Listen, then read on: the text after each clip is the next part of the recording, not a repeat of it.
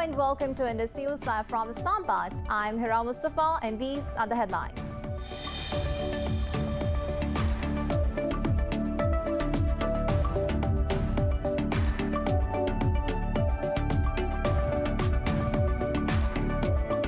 The death toll from COVID-19 in Mexico has topped 174,000 after the country reported over 400 daily fatalities. In Brazil, over 700 people lost their lives overnight, with more than 239,000 deaths since the pandemic began. While Pakistan has reported more than 1,000 cases and 26 deaths in the past 24 hours. This has pushed the nationwide toll to 12,333. Globally, the virus has claimed nearly 2.4 million lives and infected more than 108 million people.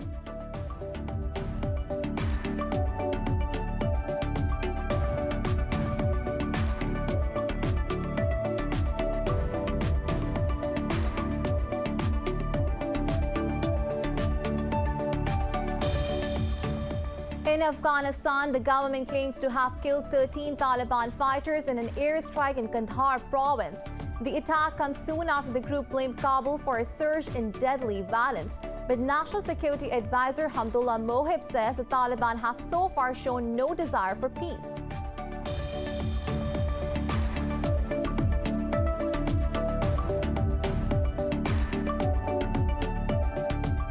In Myanmar, security forces have deployed armored vehicles in major cities as fears of a crackdown on anti-coup protests mount. The UN, EU, UK, Canada and 11 other nations have called on the coup leaders to refrain from violence against civilians.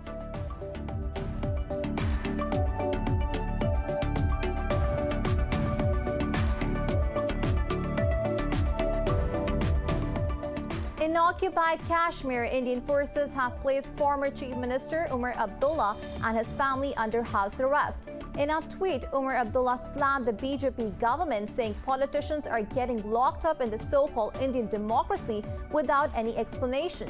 Occupied Kashmir has been under a strict curfew and communications blackout since August 2019.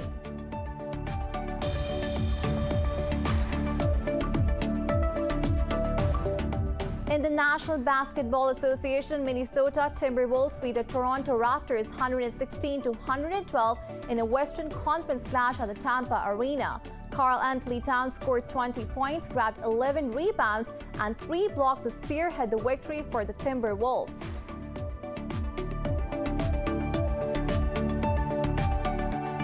Well, these were the headlines. News in detail coming after the short break. Stay with us.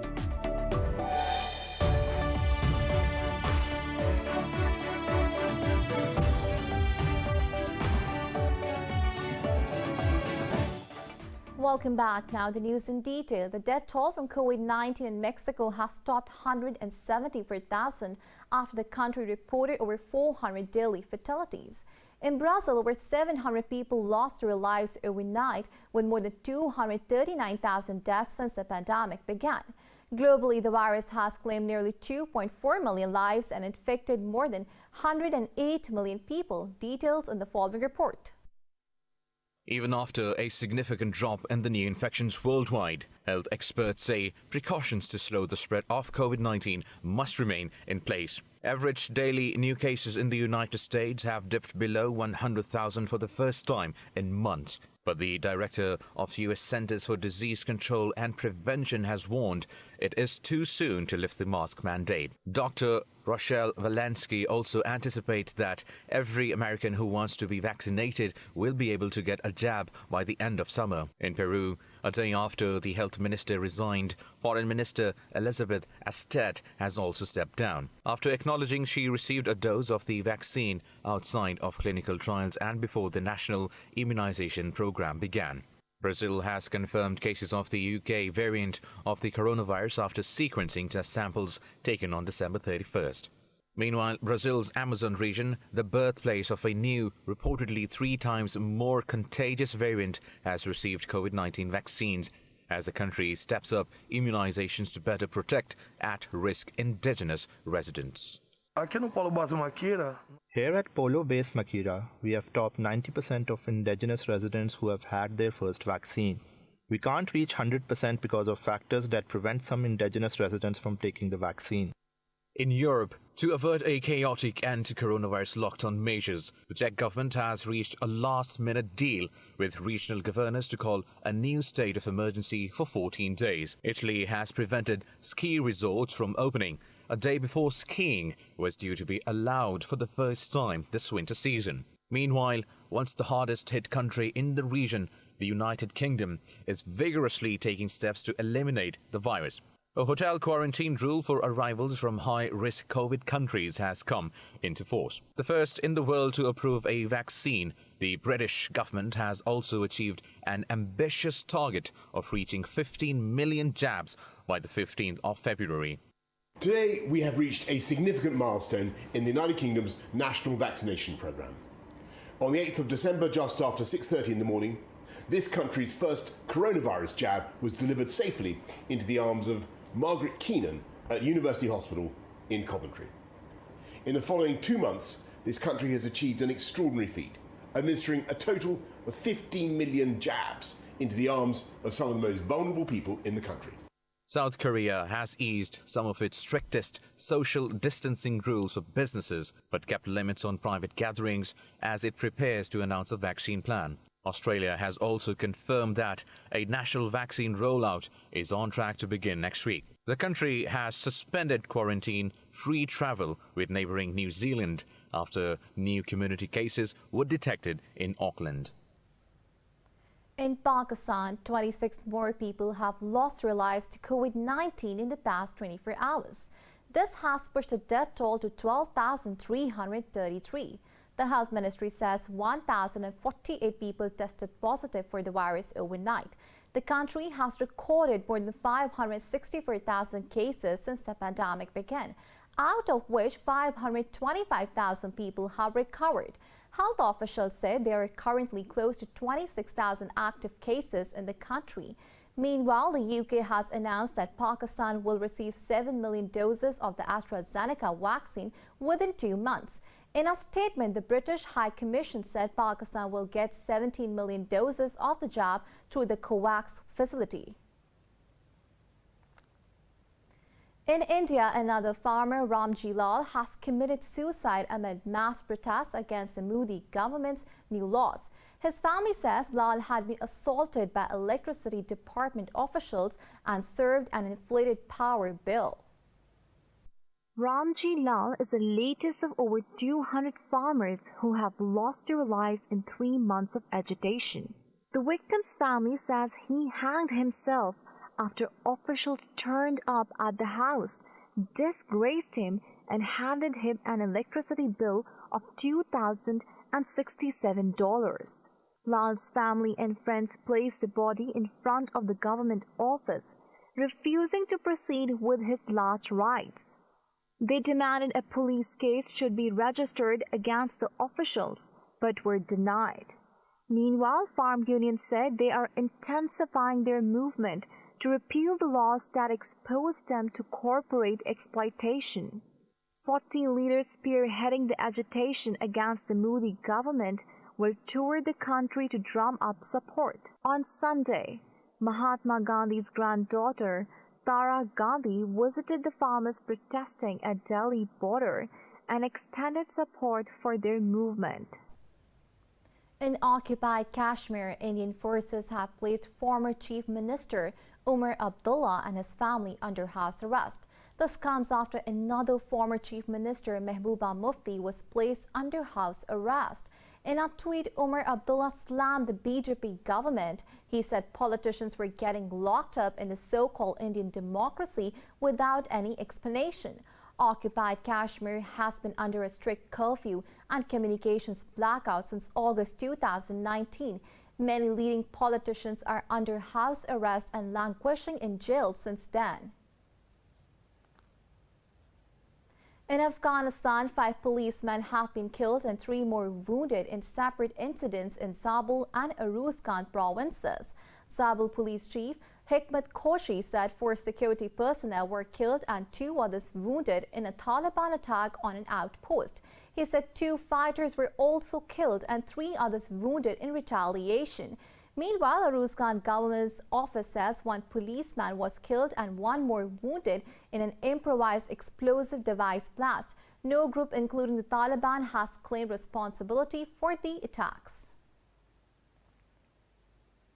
In Myanmar, security forces have deployed armored vehicles in major cities as fears of a crackdown on anti-coup protests mount. The UN, EU, UK, Canada and 11 other nations have called on the coup leaders to refrain from violence against civilians. More than a dozen gun-mounted vehicles, police trucks and water cannon vehicles are patrolling the streets in all major cities of Myanmar. The coup leaders have released a statement outlining punishment for protesters, raising fears of a major crackdown on the demonstrators. But that has not stopped hundreds of thousands from continuing their protests for the 11th straight day, rejecting the military rule and demanding the restoration of democracy. Employees of the country's central bank in Yangon joined the protests, refusing to resume work. On Sunday, many were wounded as the military opened fire to disperse protesters outside a power plant in MYANMAR, the capital of Kachin State. THWARTED, a teenager shot in the head by police, is battling death at a local hospital. But activists say they cannot let such acts of coercion deter their spirits. Protesters demand the immediate release of ousted leader Aung San Suu Kyi and other politicians. Suu Kyi's lawyers say she has been remanded in custody until Wednesday, the 17th of February. The Saudi-led military coalition in Yemen says it has intercepted and destroyed another armed Houthi drone. Saudi state media quoted a coalition spokesperson as saying the drone was the latest in a series of attempts by the militias to target civilians. It said this was the sixth such attempt in the last 5 days. Earlier on Sunday, the group offered to halt their attacks on the kingdom if the coalition forces agree to stop airstrikes on Houthis in return. Syria's army says the country's air defenses have intercepted Israeli aggression over Damascus. An army statement says Israeli military planes flew over the Golan Heights to hit targets on the edge of the capital. The statement added the air defenses downed most of the missiles. No casualties were reported in the latest attack. There are witness accounts of large explosions on the southern edge of Damascus, an area where militias are entrenched. A Syrian military defector said that bombing raids hit a major army division in the town of Kiswa. Israel's military did not immediately comment on the strike. The United States has condemned the killing of 13 kidnapped Turkish citizens in northern Iraq. Turkish officials say they were executed by militants of the outlawed Kurdistan Workers' Party. In a statement, U.S. State Department spokesman Ned Price said if reports that the PKK was responsible were confirmed, Washington condemns this action in the strongest possible terms. He said the U.S. stands with NATO ally Turkey and extends condolences to the families of those lost in the recent fighting. Earlier, Ankara said the bodies were found during a search in a cave taken control of after clashes with militants. Pakistan has strongly condemned the killing of the Turkish nationals. More news stories coming up after the short break. Stay with us.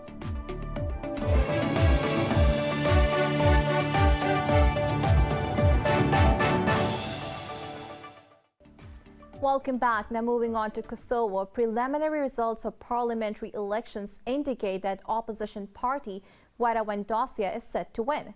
The Democratic Party of Kosovo is forecast to secure second place, while the ruling Democratic League of Kosovo is likely to come third. After 87% of the votes counted, the State Election Commission showed Vara in the lead with 47.8%. But results indicate the party is not likely to secure a majority of 61 seats in parliament and will need to find a coalition partner. Vara leader Albin Kurti has pledged to fight corruption and has a hardline stance on border disputes with Serbia. Kurti says the main priority of his party is justice and creating jobs. Progress 77, a Russian cargo ship, has blasted off towards the International Space Station aboard a Soyuz rocket. The ship launched from the Baikonur Cosmodrome base in Kazakhstan is carrying supplies for the crew currently on board the ISS. NASA says Progress 77 will connect to the station's Pirs docking compartment after a 2-day journey. The unmanned spacecraft will remain docked to the space station's Russian segment until later this year. In China, several village resorts have transformed into winter wonderlands with spectacular light shows for the Lunar New Year. Jixian village in eastern Jiangxi province glows with warm lights at night as lanterns illuminate the village's traditional Chinese buildings. Colorful lanterns and icicle lights hang across the alleys, creating a mesmerizing scene that blends modernity and tradition. Meanwhile, a nearby pond hosts a spectacular laser light show where spotlight beams create massive lightsabers in the sky. Further north, in Jilin province, a village in Dunha city has been transformed into an immersive winter wonderland decked out with kaleidoscopic lights. Visitors can check out 16 sets of mammoth snow sculptures in the shapes of castles, ancient Chinese city walls, and animals.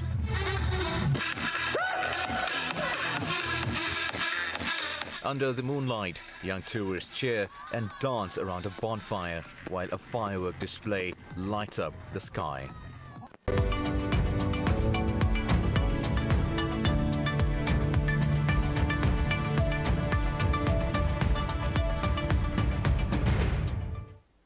Pakistan has registered record growth in remittances during the current fiscal year. In a tweet, Prime Minister Imran Khan said the transactions from overseas Pakistanis increased by 19% over the past month. He said year on year, this marks an increase of 24% in money sent by expats. The remittances for January clocked at $2.27 billion, marking the 8th straight month with more than $2 billion in transfers. The Prime Minister thanked overseas Pakistanis for contributing to the economic growth of the country. Khan pointed out that the country's industrial sector is also showing sustained growth. He said large-scale manufacturing saw another double-digit year-on-year growth in December with a cumulative growth above 8%. Stocks in the Asia-Pacific have risen with multiple markets in North Asia closed for the Lunar New Year holidays. Japan's Nikkei 225 has shattered records by surging past the 30,000 level for the first time in more than 30 years. Government data showed Japan's economy growing 12.7% on an annualized basis in October to December last year. The Nikkei gained more than 1.5%, riding the record-breaking rally. Seoul's Kospi also climbed over 1.5%. The ASX 200 in Australia has also added close to 1%. Markets in mainland China and Hong Kong are closed for the Lunar New Year holidays. For the latest updates, you can follow us on social media at indus.news.